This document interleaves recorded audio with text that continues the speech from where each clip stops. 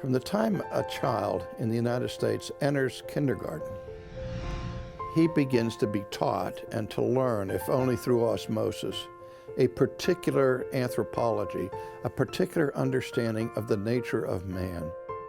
So they develop this concept of free will, which is a pagan concept. This general understanding of free will is that man is free to choose the good or evil on either side. That's a blasphemous doctrine, because that's not what the Bible teaches. The Bible tells us that something happened radically to the constituent nature of humanity in the fall. Adam, as the first federal head of all humanity, acted as our representative, so what he did implicated all of us. We were born dead in sins and trespasses.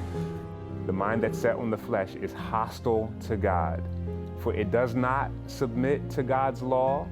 Indeed, it cannot. We are slaves to sin. We are slaves to our own corruptions. The way that Jesus expressed it is, no man is able to come to me unless the Father who sent me draws him. So sometimes that verse is read, no one may come to me. That's not what Jesus says, very clear. No one can, right? We learned this in 3rd grade. May I go to the restroom? Yes. Can I go to the restroom? Well, you can, but you may not. So Jesus is saying, no one can come to me. The ability's not there. The problem is they won't, because they hate God. It's like Joseph's brothers. They could not speak a kind word to him. Well, they all spoke ancient Semitic. Why couldn't they speak a kind word? Because they hated him. Their inability was from their hatred. Our inability is moral, comes from our hatred of God.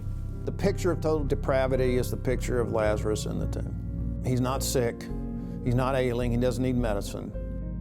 Total depravity means that we are dead in our trespasses and sins. We still have freedom insofar as we still have the ability to choose what we want to choose.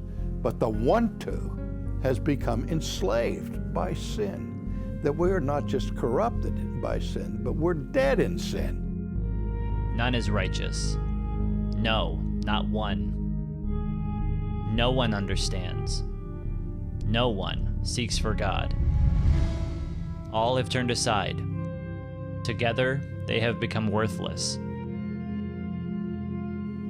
No one does good. Not even one.